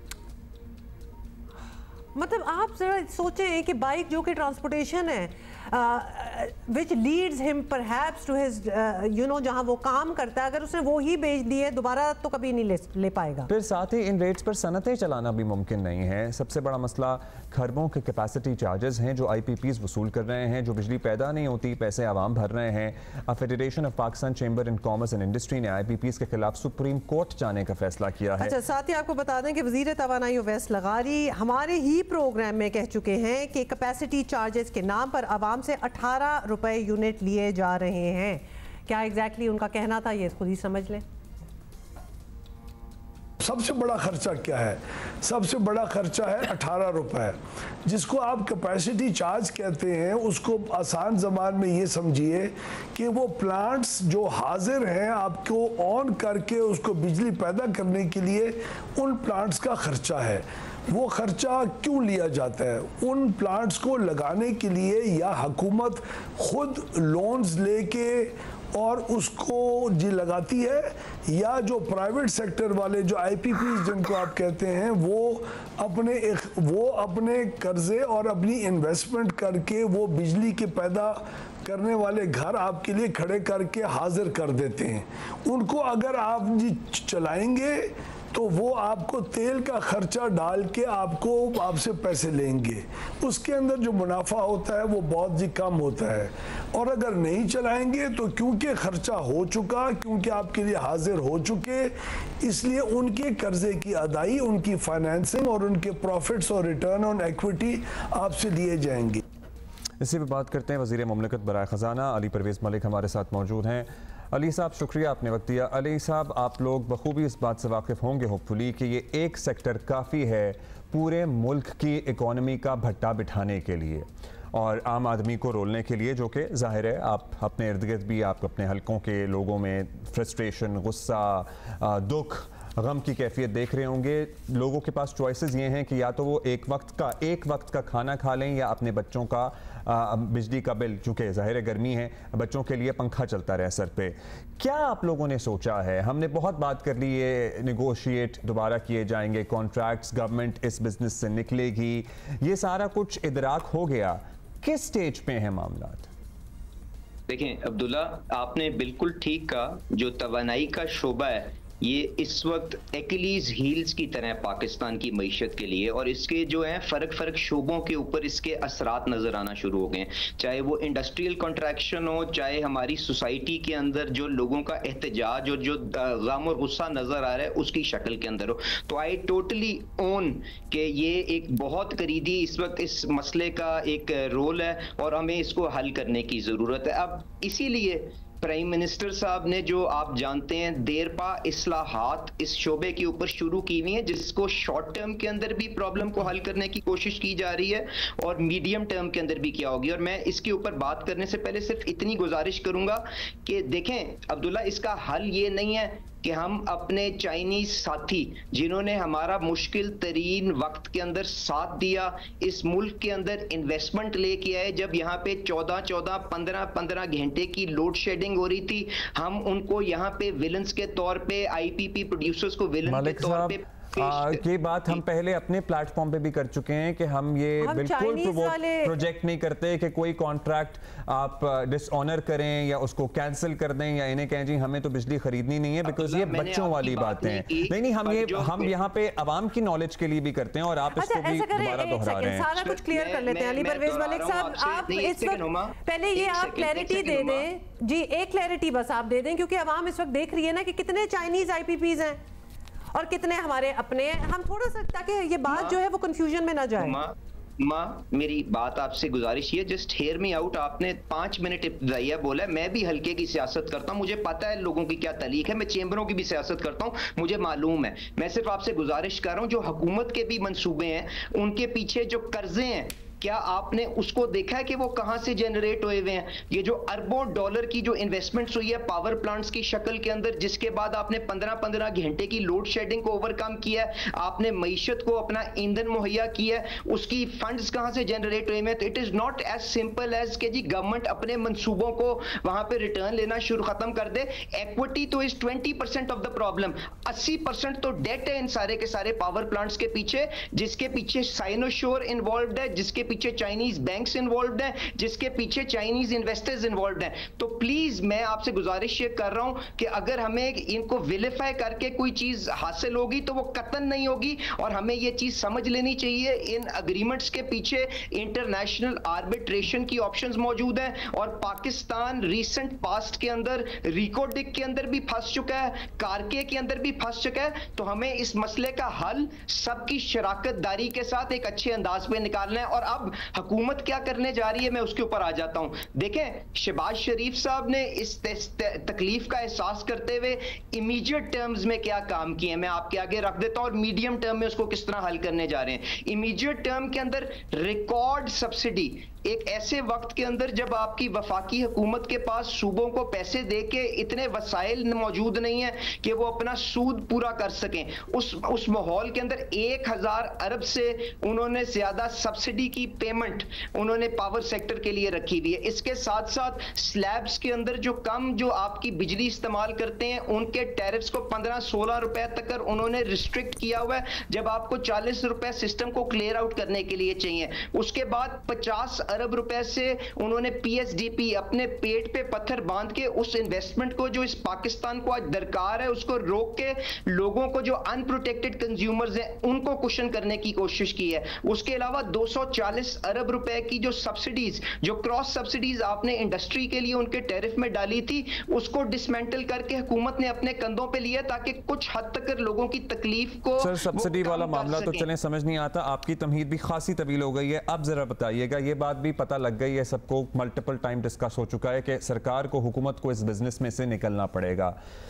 क्या स्टेज है, किस स्टेज पे प्राइवेटाइजेशन होगी? फेज 2 है, फेज 2 में तो अभी ताखीर है, मतलब ऑन अर्जेंट बेसिस जब आप लोगों ने निकलना है, एक मल्टीप्लेयर सिस्टम डेवलप हो सके, ट्रांसमिशन एंड डिस्ट्रीब्यूशन में इन्वेस्ट हो सके, क्या कर रहे हैं आप लोग इस सिलसिले में? और दूसरा, चाइनीज कॉन्ट्रैक्ट्स के ओनर की हम बात कर रहे थे, बिल्कुल होने चाहिए, उसकी रिपरकशंस बहुत खौफनाक हो सकती हैं मुल्क के लिए अगर हम इस तरह से डील करें कि जी हमने नहीं ये कॉन्ट्रैक्ट ऑनर करने, लेकिन दोस्त हैं हमारे, हम उनसे रीनेगोशिएट करके इन्हें लॉन्ग टर्म डेट्स में तब्दील कर सकते हैं कि नहीं कर सकते? अब्दुल्ला, इसीलिए प्राइम मिनिस्टर साहब की हिदायत के ऊपर as we speak the finance minister of Pakistan and the power minister of Pakistan have proceeded to Beijing ताकि अपने दोस्तों के साथ कंसल्टेशन कर सकें कि हमने इस मसले से बाहर किस तरह निकलना है। Now coming to the sustainable solution कि आपने इस मसले का देरपा हल कैसे निकालना है, उसके लिए आपको समझना पड़ेगा कि इस प्रॉब्लम का जन्म कहां से होता है, जेनेसिस कहां से होता है। देखें, हमने जनरेशन की बात की है, उसमें आईपीपीज और ये सारी की सारी जनरेशन कैपेसिटी अपनी जगह पे मौजूद है। इसी तरह हुकूमत के पास थर्मल जनरेशन के प्लांट्स मौजूद हैं जो लागड़ हैं, जो बंद हो चुके हैं, हमें उनको हल करना है। और उसके ऊपर मैं अब एक एक चीज के ऊपर आपको एक एक स्टेप के ऊपर अली साहब, हमारा मेरिट ऑर्डर फॉलो नहीं होता। हमारे साउथ में जो सस्ते पावर प्लांट हैं बंद पड़े रहते हैं, हम महंगे पावर प्लांट पहले चलाते हैं। आप अगर मैं जवाब दूं तो मैं बताऊंगा ना, मैंने जेनको की बात की, अगला मैं कह रहा हूं ट्रांसमिशन के मसाइल हैं। आपने जो बात की साउथ के अंदर जो आपके चीपर प्लांट्स मौजूद हैं वो साउथ टू नॉर्थ आपकी बिजली ट्रांसमिट नहीं कर सकते क्योंकि आपके ट्रांसमिशन के मसाइल मौजूद हैं। और ट्रांसमिशन के अंदर आपने जो वहां पे भी कैपेसिटी पेमेंट या डेट जो आपने कॉन्ट्रैक्ट्स लोड किए हैं उनके मसाइल मौजूद हैं। उसके बाद डिस्ट्रीब्यूशन का जो 650 अरब है वो तकरीबन 6 रुपए यूनिट जो डिस्कोस के अंदर नुकसान होता है, जिसके लिए आपने प्राइवेटाइजेशन की तरफ जाना है। इसके अलावा तकरीबन 500-550 रुपए या 5 रुपए यूनिट के टैक्सेस बिजली के अंदर, बिजली के बिल के अंदर मौजूद हैं। और जब आप अपनी टैक्सेशन की बेस को वाइडन करेंगे तो आप इस अमाउंट को बिलों से उतार के लोगों को सहूलत दे सकते हैं। अब आपने जो बात की कि डिस्ट्रीब्यूशन के 6 रुपए का जो नुकसान है उसको किस तरह कम कर सकते हैं, as we speak World Bank की टीम आपके साथ प्राइवेटाइजेशन कमीशन के साथ बैठ के आपका वो प्री कंडीशंस जो प्राइवेटाइजेशन के अंदर आपको इसको डिस्कोस को ले जाने के लिए दरकार है उसके ऊपर काम हो रहा है। The privatisation minister, the power minister is meeting every week. Got it. Ali Parvez Malik साहब ji, I am going to stop you here for just a bit क्योंकि हमने काफी लंबी आपकी कहानी सुन ली, लेकिन गुजरांवाला के 2 भाई हैं, लगता है उन तक आपकी ये बात नहीं पहुंची। कुछ ग्राउंड रियलिटीज हैं, वो लोग नहीं समझते कि आप कितनी मेहनत कर रहे हैं कितनी नहीं, क्योंकि एक भाई ने दूसरे भाई का कत्ल कर दिया इस बात पे। बड़ी सिंपल सी बात है, क्योंकि वो बिजली का बिल उसके साथ शेयर नहीं कर रहा था। This is the ground reality in Pakistan today. ये हम आपको थोड़ी सी एक अपडेट देना चाहते हैं। देखेंगे अली साहब, और हम भी दिल पे पत्थर रख के देखेंगे और आपको भी थोड़ा हौसला करना पड़ेगा। जी, राना अंसर हमें बता रहे हैं। आज हम इस वक्त गुजरांवाला के इलाका गरजाक में मौजूद हैं, जहां प्रिंस रोड पर यह अफसोसनाक वाकया पेश आया है। बिजली के बिल जमा करवाने पर 2 भाइयों में झगड़ा हुआ है। बड़े भाई ने तेज धार आले से छोटे को कत्ल कर दिया है। हम इस वक्त उनके घर के बाहर मौजूद हैं। ये एक पतली सी गली है जिसमें छोटा सा 3 मंजिला घर है। 3 भाई इस घर में रहते थे। एक फ्लोर पे उमर जो मकतूल है, उससे ऊपर वाले फ्लोर पे मुर्तज़ा जो मुलजम है, और सबसे ऊपर वाले फ्लोर पे तीसरा भाई इजाज रहता था। ये सारा वाकया कुछ कुछ इस तरह से पेश आया है कि तीनों भाई मेहनत मजदूरी करते हैं, एक ही मकान में रहते हैं, मुश्तरका बिजली का मीटर है। पिछले महीने इन्हें 12,000 बिजली का बिल आया तो तीनों भाई मिलकर वो बिल जमा नहीं करवा सके। तीनों भाइयों ने गैपको ऑफिस जाकर बिल की 3 इकसात करवाई, 4,000 रुपये जमा करवा दिया और बाकी जो 8 किस्तें थी वो पिछले महीने जमा नहीं हुई। तो इस महीने बिजली का जो बिल आया वो पिछले महीने के 8,000 वाजबात के साथ 30,354 रुपये आ गया। तीनों मेहनत मजदूरी करते हैं, तीनों के पास पैसे नहीं थे तो मुर्जा ने दूसरे भाई से, छोटे से उम्र से पैसे मांगे, उसके पास पैसे नहीं थे, झगड़ा शुरू हो गया। झगड़ा बढ़ा तो मुर्जा ने तेज धार आले से छोटे भाई पर हमला कर दिया। घर में मौजूद जो बहनें थी, दूसरे अफराद थे, वो बीच बचाव कराते रहे, लेकिन मुर्जा गुस्से में था, उसने गुस्से में छोटे भाई को कत्ल कर दिया। पुलिस ने मुलजम को गिरफ्तार कर लिया है। अब यहाँ पूरे घर में सफ़े मातम बिछी हुई है। इजाज़ जो तीसरा भाई है उनका हमारे साथ मौजूद है, उससे बात करते हैं। इजाज़ ज़रा बताएं ये क्या हुआ? भाजी बिल लेना आ गया ही 32,000 रुपया, साढ़े को पैसे नहीं सन है। हुकूमत की असी कह सकते हैं, इन्हों ना बिल घलते हैं, टैक्स इन्ना पा के घलते हैं, की करिए असी हम घर का निज़ाम चलाई के इन्होंने बिल दईए। असी तो आप खुद परेशान हो गया, साड़ा भरा दुनिया तो टुर गया इस वजह तो। एक भरा अंदर टुर गया, असी किनू जाके कहिए। निक्के निक्के 2 बच्चियां ने उदियां, एक 3 साल की, एक 1.5 साल की, उन्होंने कौन संभालेगा? उसका खर्चा कौन चुकेगा? आपने बात सुनी, ये सूरत हाल है यहाँ पर। मकतूल की 2 अब छोटी छोटी बेटियाँ हैं, वो अपनी जान से चला गया है। जो दूसरा भाई है वो जेल में चला गया है और ये तीसरा जो है ये मेहनत मजदूरी करता है। पूरे घर में अब किसी को समझ नहीं आ रही कि कौन किसको संभालेगा। समझ हमें भी नहीं आ रही कि क्या कहा जाए, क्या किया जाए। अली परवेज़ मलिक साहब, ये दिस इज़ द रियलिटी। मतलब इट्स वेरी सिंपल। जो आप कह रहे हैं, जो efforts, now we are not trying to take it away कि कोई हुकूमत एफर्ट्स नहीं कर रही होगी। It's not enough, it's not enough, it's not soon enough, क्योंकि ये घरों के ये हालात, ये बड़ी कॉमन चीज़ है। जो ये कत्ल तो एक एक्सट्रीम एक मेजर हो गया है, लेकिन बिलों पे लड़ना, चॉइस, हार्ड चॉइसेस, बच्चों को स्कूल से उठा देना तो नॉर्मल है। से उठा रहे हैं, बच्चों का दूध रोटी खत्म हो रही है, गर्मी का आलम एक और लेवल का है। इनको क्या जवाब दें? हुमा, मैं अफसोस का इजहार कर सकता हूं और इसके साथ साथ मैंने तो पहले ऑन किया कि मुश्किल तरीन हालात हैं, इसीलिए शहबाज शरीफ साहब हर तरह से जो हमारे कमज़ोर तबके हैं उसको प्रायोरिटाइज और उसको तहफ़्फ़ुज़ देने की कोशिश कर रहे हैं। मैंने उसकी तरफ चंद आपको झलक दिखाई और इसके साथ साथ जो BISP के अंदर रिकॉर्ड पैसे रखे गए हैं वो भी सारे के सारे इसी नीयत के साथ रखे गए हैं ना कि हम जिस हद तक तहफ़्फ़ुज़ दे सकें वो दें। और उसके हमें भी मालूम है कि जी ये जो 3 महीने इसके अंदर क्योंकि लोगों की कंजम्पशन बढ़ जाती है, उसके अंदर लोगों के बिल बढ़ जाते हैं, तो इसीलिए 50 अरब रुपए एडिशनली शहबाज शरीफ साहब ने मुहैया किए हैं ना। मैं इस किस्म की सूरत हाल को देखते हुए उनसे एक दफा फिर गुजारिश करूंगा कि और अगर हम अपने पेट पे किसी जगह पत्थर बांध के और वसाइल इस तकलीफ को कुशन करने के लिए मुहैया कर सकते हो तो हमें उस चीज को देखना चाहिए। पर इसका हल जो है हुमा, वो देरपा इस्लाहात जो इस मुल्क के अंदर 70 साल में नहीं हुई, उसी के जरिए मुहैया होगा, क्योंकि पाकिस्तान के पास अब वो वसाइल नहीं है। आप खुदा ना खास्ता अगर कोई ऐसा काम यहाँ पे वक्ती सनसनी को एंजॉय करने के लिए, अवेल करने के लिए करें जिससे आप खुदा ना खास्ता मुल्क को दिवालियापन के पास ले जाएं, तो उसके बाद इस किस्म की स्टोरियां कितनी बढ़ जाएंगी, आपको उस चीज का भी एहसास होना चाहिए। वर्ल्ड बैंक काम कर रहा है प्राइवेटाइजेशन के लिए, आप लोग को एडवाइस करेगा। साथ में बीजिंग से भी आप लोग राब्ते में हैं कि हम अपने IPPs के कॉन्ट्रैक्ट्स को किस तरह नेगोशिएट करें। हम टैक्सों की कुछ परसेंटेज कम कर सकते हैं पर यूनिट जो लोगों से चार्ज हो रहे हैं, क्योंकि जाहिर है सबसे आसान तरीका यह है कि बिजली के बिल में टैक्स भर दो। फिर सर्कुलर डेट जो कि सिर्फ नाअहली और मिसमैनेजमेंट का नतीजा है, उसका भी खमियाजा आवाम बिजली के बिलों में भरते हैं। बिल्कुल ठीक कह रहे हैं जी। अब मैं दोनों पे अब्दुल्ला बात कर देता हूं। देखें, जो सर्कुलर डेट है वो तो मैंने आपसे 6 रुपए जो आपका डिस्कोस का लॉसेज है उसके अंदर आपको बता दिया कि तकरीबन 6 रुपए यूनिट है। हमने जब उस सर्कुलर डेट को मैनेज करने के लिए इकोनॉमिक लोड शेडिंग करनी शुरू की और जिसके अंदर क्लियर कट बताया कि जी जिस फीडर के ऊपर जितना नुकसान होगा उसके मुताबिक हम बिजली को कर्टेल करेंगे, तो मुझे बताएं वो कौन सी हुकूमत है जिसके वजीर वहां पे ग्रिडों के अंदर जा जाके खुद आपको ब्रेकर ऊपर नजर करते हुए आते हैं। अगर हमने हर इशू के ऊपर, जिसकी वजह से इस किस्म की तकलीफ जो हमारे गुजरांवाला के अंदर घर के अंदर नजर आई है, उसके ऊपर भी हमने सियासत करनी है। तो मुझे बताएं, हम लॉ एनफोर्समेंट एजेंसी जो सूबों की है, किस तरह उनके साथ कोऑपरेट करें। अब आपने जो 5 रुपए का जो आपका टैक्स का लोड है, उसके ऊपर बात की कि हम उससे क्या बोझ घटा सकते हैं कि नहीं घटा सकते।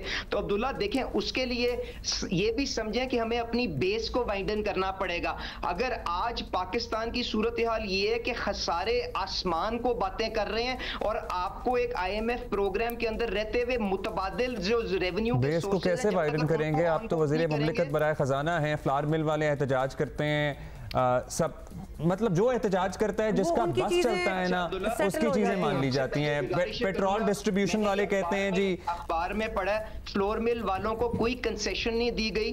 वो जो कानून 5.5% का विद होल्डिंग टैक्स की एप्लीकेशन थी, वो वैसे ही अगले साल के ऊपर से होनी थी, तो इसलिए उनको कोई रिलीफ नहीं दी गई। 2.5% जो आपके रिटेलर्स हैं, जो नॉन होलसेलर्स हैं, जिन्होंने वहां पे अपने आप को रजिस्टर नहीं किया, उनके ऊपर टैक्स उसी तरह कायम है।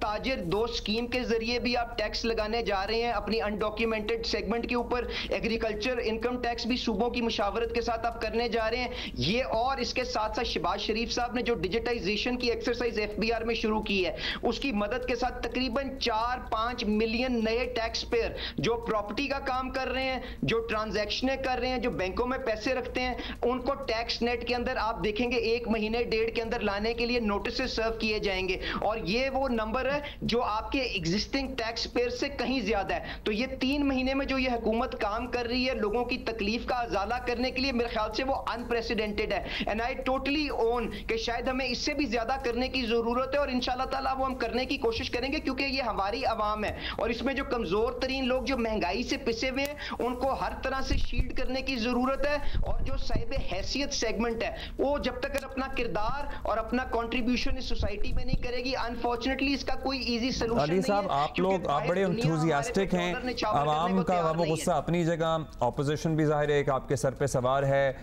फिर कुछ और सियासी मामलात भी चल रहे हैं, पाकिस्तान तहरीक इंसाफ, अदालती फैसले, ऐसा तो नहीं है 3 महीने बाद, 6 महीने बाद, 18 महीने बाद, वो रिपोर्ट्स भी हमने देखी है ना फिच वगैरह की, कि 18 महीने तो हैं, उसके बाद का पता नहीं। आप लोग भी हाथ खड़े कर दें कि जी हम ये बोझ मजीद नहीं बर्दाश्त कर सकते। अब्दुल्ला, मैंने आपसे गुजारिश करूंगा, फिच रेटिंग्स और फिच की किसी सॉल्यूशंस के बीच में क्या फर्क है ये आप देख लीजिएगा, पर शहबाज शरीफ साहब जो हैं वो इस चीज के ऊपर बिल्कुल कमिटेड हैं कि हमने इस कौम के लिए जो इस्लाहात दरकार हैं उस रास्ते के ऊपर चलना है, जितनी देर के लिए भी, वो 1 सेकंड हो, 18 महीने हो, कि 3 साल हो, कि 5 साल हो। मेरा आपको ये यकीन दहानी है कि इंशाल्लाह ताला जितनी देर इस हुकूमत के, इस रियासत की कुर्सी पे मैं बैठा हूं, पाकिस्तान के मफाद के अंदर गरीब आदमी को तहफ़्फ़ुज़ देने के लिए जो महदूद वसाइल के अंदर हो सकेगा, शहबाज शरीफ साहब की क़यादत के अंदर हम उसके ऊपर चलते रहेंगे। अच्छा, ये जो हमने सुबह, उससे पहले हुमा ने पूछा था कि कितने फीसद हमारे IPPs जो हैं वो चाइनीज़ हैं, और बाकी कितने फीसद, यानी हम हिसाब इसलिए लगाना चाहते हैं क्योंकि कितने फीसद कैपेसिटी पेमेंट्स हमारे हुकूमती उसको जाते हैं। देखें आपके अब्दुल्ला, जो कैपेसिटी पेमेंट है ना, वो तकरीबन जो 2000 अरब की बात हो रही है। This is a very good point, and इसी तरह का एनालिसिस आप लोगों से मैं उम्मीद करता हूं आप करेंगे।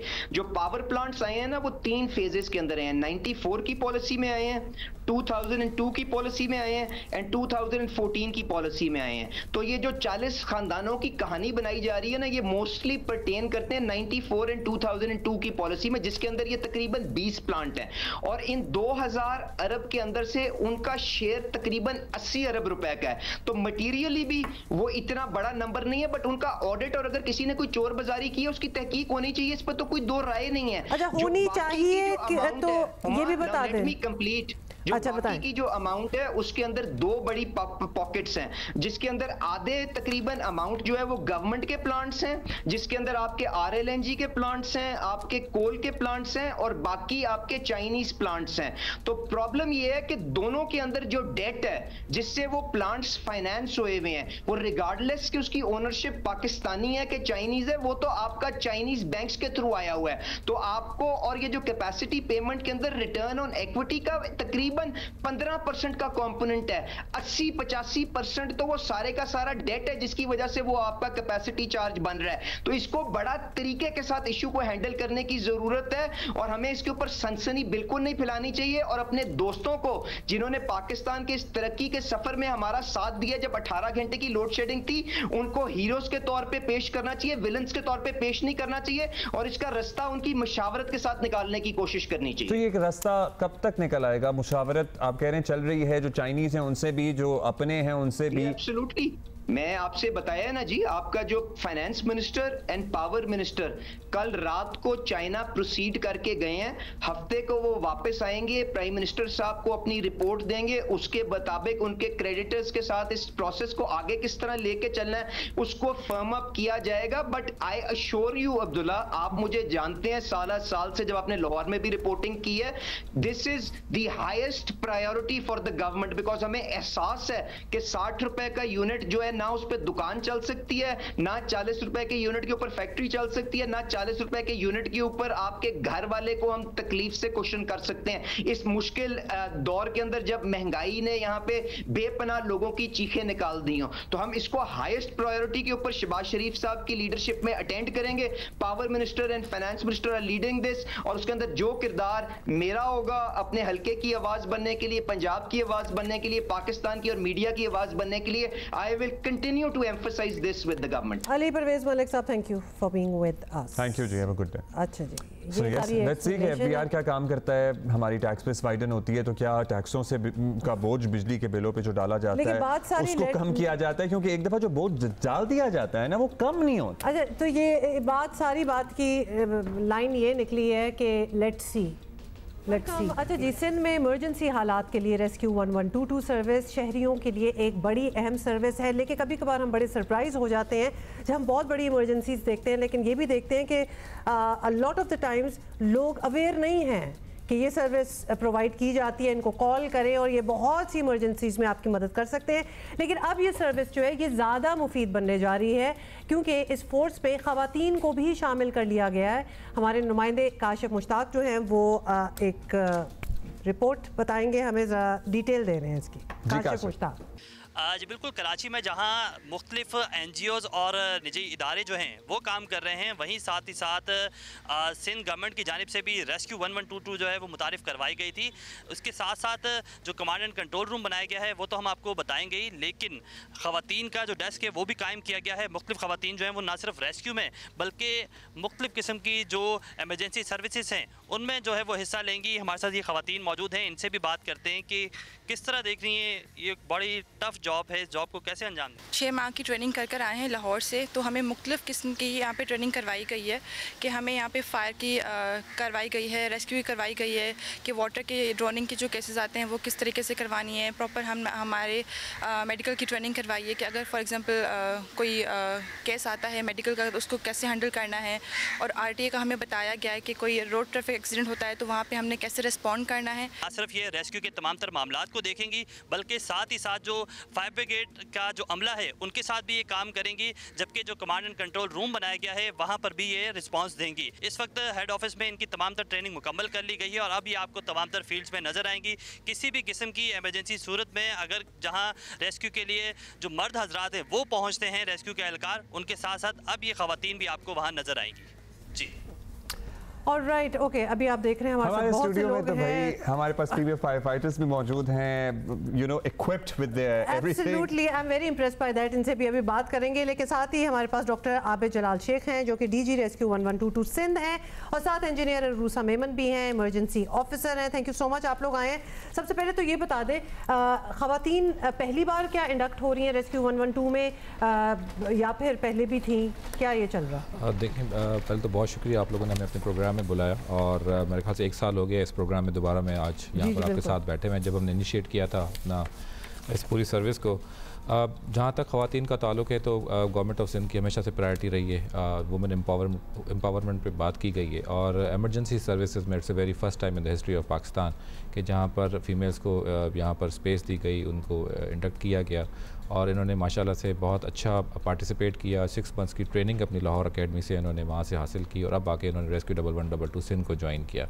पहले हमारे पास स्पेसिफ़िकली बहुत कम ख़वातीन थी, लेकिन उसके बाद फिर जब डिसीजन हुआ डिपार्टमेंट की तरफ से वो यही था कि हम स्पेसिफ़िक अब फीमेल्स के लिए एडवर्टाइजमेंट्स करें, और ये एक स्पेसिफिक एडवर्टाइजमेंट की गई थी जिसमें पूरा बैच हमने इंडक्ट किया, जिसमें ऑफ कोर्स मलाइका जो हमारे साथ हैं और सितारा दोनों फायर फाइटर्स हैं, और ये इसी प्रोसेस के थ्रू आई हैं। इस वक्त हमारे साथ मलाइका और सितारा जैसी 45 इस वक्त हमारे पास डर्ट रेस्क्यूअर्स हैं जो फायर फाइटिंग भी कर रही हैं, और खुदा ना खास्ता कभी कोई बिल्डिंग कोलैप्स हो जाती है तो उसमें भी पार्टिसिपेट करेंगी। तो इनकी मल्टीपल सेगमेंट्स पे इनकी ट्रेनिंग की जाती है। लेकिन ये दो इन्होंने बड़ा अच्छा पार्टिसिपेट किया। अभी दो हम अच्छा तो इस तरह से कहते हैं कि जो इंसिडेंट होते हैं उसमें बहुत टाइमली इन्होंने रेस्पॉन्ड भी किया। कराची यूनिवर्सिटी में इस वक्त एक इंसिडेंट हुआ जहाँ इन्होंने फ्रंट पर जाकर फायर फाइटिंग की। उसके साथ साथ एक मलीर में एक इंसिडेंट हुआ जिसमें इन्होंने फायर फाइटिंग की। तो इस तरह से हमें 45 ऐसी इस वक्त हमारे पास ख़वातीन हैं जो फुली ट्रेंड हैं और इस तरह के किसी भी एमरजेंसी में। अच्छा, ज़ाहिर है अब कुछ अर्सा हो गया है, हम ज़रा ओवरऑल रिव्यू भी कर लें सर्विस को, शुरू से लेकर और आज तक कितना लोगों को पता लगा है, कितनी कॉल्स, कितनी रिस्पॉन्सेज आप रोज़ाना की बुनियाद पर दे रहे हैं? Do you have sufficient people to respond to city as big as Karachi, या इस सर्विस को एक्सपैंड करने का आपका इरादा है? क्योंकि कराची में अपने चैलेंजेस हैं, ये एक पूरे मुल्क जितनी आबादी वाला शहर है। बिल्कुल ऐसा ही है। आपने बड़ा राइटली मेंशन किया। देखें, जब हमने सर्विस स्टार्ट की थी, क्योंकि 6 मंथ्स की ट्रेनिंग रिक्वायर्ड होती है जब भी हम स्टाफ को इंडक्ट करते हैं और उनको पंजाब हमें भेजते हैं और रेस्क्यू अकेडमी से उनको ट्रेनिंग करने आता है, तो वो हमें एक स्पेस टाइम चाहिए होता है जिसमें इंडक्शन भी हो, और वहाँ की डॉर्मेट्री जो है वो अलाउ करती है 650 कैडेट्स को। तो उसमें सिंध के कैडेट्स भी होते हैं, बाकी प्रोविंस के कैडेट्स भी होते हैं, लेकिन वो प्रायोरिटी देकर वो हमारे कैडेट्स को प्रायोरिटी के साथ इस वक्त ट्रेन कर रहे हैं। जहाँ तक अगर सिर्फ मैं कराची की बात करूँ तो इस वक्त हमारे पास, अगर मैं स्टाफ की अगर हम बात ही कर लें तो सफिशेंट स्टाफ है जो इस वक्त किसी न किसी इमरजेंसी में हम रिस्पॉन्ड कर रहे हैं। जहाँ तक अवेयरनेस का ताल्लुक है, 15 से 16 हज़ार कॉल्स हम डेली रिसीव कर रहे हैं, जिसमें तकरीबन 7,000 to 8,000 कॉल्स सिर्फ रेलेवेंट होती हैं, कराची से रेलेवेंट कॉल्स होती हैं जिनको रेस्पॉन्ड किया जाता है, जिसमें 80% कॉल्स होती है हमारे पास मेडिकल इमरजेंसी, जिसमें पेशेंट शिफ्टिंग भी होती है और काफ़ी इमरजेंसी की कॉल्स होती हैं। इसके साथ साथ फायर इमरजेंसीज़ की 2 से 3 कॉल्स डेली हम रिसीव करते हैं जिसको रिस्पॉन्ड करते हैं। How it is for women to be a part of this service? Obviously आप ये प्रमोट भी ये कर रहे हैं, आपने एडवर्टीजमेंट भी खास तौर पे वुमेन के लिए दी, तो रूसा आपसे पता करेंगे, you been a part of, आप इमरजेंसी ऑफिसर हैं और आप ऑब्वियसली रेस्क्यू 1122 का भी पार्ट है। क्या क्वालिटीज़ हैं, क्या कैरेक्टरिस्टिक्स हैं, ट्रेड्स हैं जो रिक्वायर्ड होती हैं इस सर्विस में आने के लिए? अच्छा, first of all thank you so much, आपने यहाँ पे इनवाइट किया मुझे अपना व्यू देने के लिए। अच्छा, ये जो हमारी जो 6 मंथ्स की ट्रेनिंग होती है, ये मेल्स और फीमेल्स की जो सिमिलर ट्रेनिंग होती है, सेम तरीके से हमारी ट्रेनिंग हो जाती है।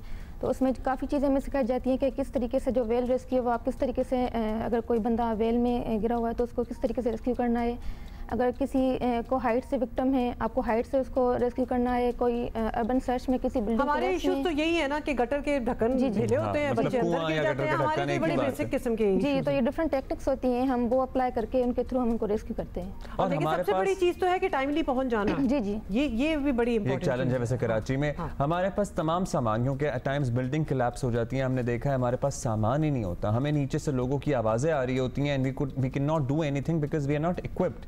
आपके पास सारा सामान है? जी, सिंध इमरजेंसी सर्विस रेस्क्यू के पास अर्बन सर्च से रिलेटेड जो भी चीज़ें होती हैं, बिल्डिंग में जो भी कोलैप्स बिल्डिंग में यूज़ होती हैं, वो सारी हमारे पास अवेलेबल होती हैं, जिसमें हमारे कटर से लेके जो हमारे K12 इंस्ट्रूमेंट होते हैं, कंक्रीट कटर होते हैं, वो भी हमारे पास अवेलेबल होते हैं। तो हम कॉलम्स बीम्स को कट करके जो भी विक्टिम्स होते हैं, उनके अंडर धंसे हुए होते हैं, उनको निकाल के बाहर लेके आ सकते हैं। डॉक्टर साहब, you want to add on this? जी बिल्कुल, इसमें ना सिर्फ इंटरनेशनल स्टैंडर्ड्स पे जो इक्विपमेंट्स थे वो हमने प्रोक्योरमेंट की और इस वक्त हम उसको यूज़ कर रहे हैं। इसके साथ साथ हमने डिटेक्टर्स लिए हुए हैं, क्योंकि इट्स डिजिटाइज, और क्योंकि बहुत सब दफ़ा टाइम में ये होता है कि लोग मलबे के अंदर होते हैं, जैसे आपने खुद भी बताया, तो पता नहीं चलता, लेकिन वो हमारे पास डिटेक्टर्स हैं जिससे डिटेक्ट हो जाता है एक स्पेसिफिक एरिया में, और उसके बाद फिर हम जो है वो उसको ऑपरेशन करते हैं। एक कल का वाक़या मैं आपके साथ ज़रूर शेयर करूँगा। कल एक वेल रेस्क्यू हमने किया और 8 घंटे उसमें हमें लगे, और तकरीबन उसमें एक डेड बॉडी हमें रिकवर करनी थी, और जिसमें पूरी टीम जो डिफरेंट टैक्टिक्स के साथ हमने की, काफ़ी चैलेंजेस हमने फेस किए, और उसके बाद वो डेड बॉडी रिकवर हुई रात को। तो इस वक्त अगर हमारे पास इक्विपमेंट्स हैं, यूज़ हो रहे हैं, लोगों को पता है, इस वक्त जब भी कॉल हमारे पास आती है, हमारी पहली प्रायोरिटी ये होती है कि हम टाइमली रिस्पॉन्स वहाँ पर दें, क्योंकि टाइम इज़ वेरी इंपॉर्टेंट। क्योंकि जब भी हम कहते हैं गोल्डन आवर या गोल्डन मिनट्स की हम बात करते हैं, उसमें हमें रिस्पॉन्स देना बहुत इंपॉर्टेंट होता है, वरना नुकसान हो जाता है, ज़ाहिर बात है। इसमें इस वक्त जो हम एम्बुलेटरी सर्विस की अगर मैं बात करूँ, उसको हम 10 to 12 मिनट्स का इस वक्त रिस्पॉन्स टाइम हम लोग मैनेज कर रहे हैं। फायर सर्विस की मैं बात कर रहा हूँ, यहाँ पे हम उरूसा को भी शामिल गुफ्तगू करेंगे, क्योंकि आज हम specially celebrating women in rescue 1122। अच्छा, एक कुछ प्रॉब्लम्स हैं जो कि लोग फेस भी करते हैं, जैसे कि हमारे पास कराची में लंबी बिल्डिंग्स तो हैं, लेकिन इतनी हमारे पास सीढ़ियाँ उस किस्म की नहीं है कि अगर टॉप फ्लोर पे आग लगी हो तो किस तरह वहाँ पहुँचा जाए, बीच में भी आग लगी हो। मतलब ये बड़े चैलेंजेस हैं कि हमें लगता है कि हमारी रेस्क्यू सर्विसेज उस तरह इक्विप नहीं है जिस तरह हमारी कंस्ट्रक्शन हो रही है। तो अरूसा, इस हवाले से क्या किया जा सकता है? इस हवाले से जैसे हमारी ये जो सर्विस है, इंटीग्रेटेड सर्विस है, तो इसमें हम अपने स्टेक होल्डर्स को इन्वॉल्व करते हैं। जैसे हमारे पास KMC के पास स्नॉर्किल है, अगर किसी 6 या 7 मंजिला बिल्डिंग पे आग लगती है तो हम उनको भी इन्वॉल्व करते हैं। तो रेस्क्यू और ये हमारे स्टेक होल्डर साथ मिलकर ये चीज़ें परफॉर्म करते हैं। तो अच्छा, एक और चीज़, जैसे अब हमें पता है कि हमारा मानसून का है, कुछ 2-3 साल पहले हमने देखा है कि बहुत ही अर्बन फ्लडिंग हो गई है और इलेक्ट्रिक्यूशन के केसेस हुए, ये नालों के ढक्कन जो है उड़ जाते हैं, डूबने के केसेस हुए। मतलब प्रीएम्प्टिवली प्रेपरेशन भी होती है कि जी अब ये वो मौसम आ रहा है। जैसे कल ही 2 लोग जो हैं वो सी व्यू पे डूब गए, तो उनको भी रेस्क्यू करने की कोशिश हुई और फिर उनकी बॉडीज निकाली गई।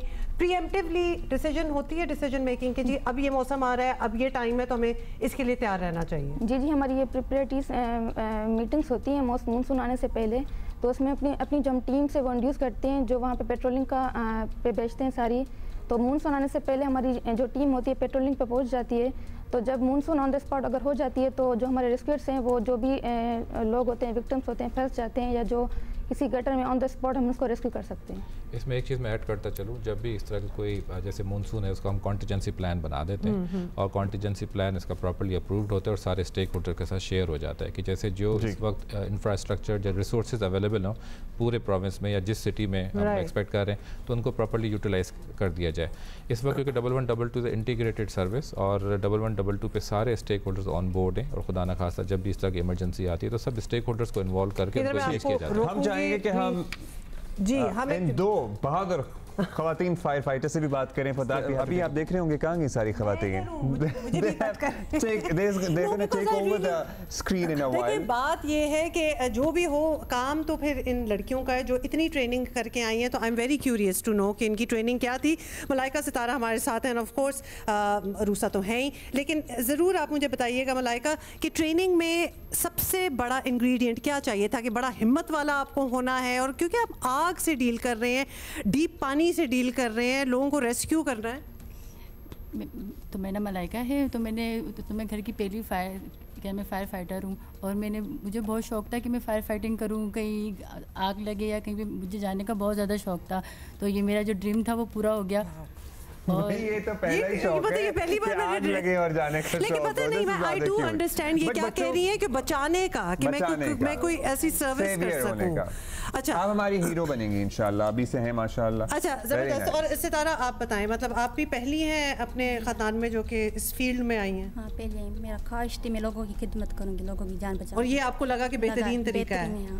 अच्छा, ये रूसा आप मुझे बताएं, ये बड़ा इंपॉर्टेंट चीज़ें हैं इन द सेंस, क्योंकि हमारे यहाँ एक अंडरस्टैंडिंग है, बिल्डिंग गिर रही है, किसी को रेस्क्यू करना है, कुछ भी करना है, तो आदमी जो हैं वो ज़्यादा बेहतर पहुँच सकते हैं। लेकिन ये किस तरह ख़वातीन ट्रेन हो रही हैं कि इनका माइंडसेट भी बड़ा क्राइटेरिया भी, क्योंकि फिजिकली बहुत मुश्किल काम है ये। हाँ, अच्छा, पहले तो ये कि ये बहुत बड़ा चैलेंजिंग था हमारे लिए, क्योंकि ये जो सारी जो खवातीन थी हमारी काफ़ी दूर दराज इलाकों से आई थी। एक तो हमारे लिए जो नया सूबा था और वहाँ पे एडजस्टमेंट होना, और वहाँ पे जो डिफरेंट उनके जैसे हमें हर एक दिन ऐसे लगता था चैलेंजिंग है, हमें कोई चीज़ डिस्क्राइब नहीं की जाती थी कि आज आपकी क्या टास्क होने वाली है। राइट।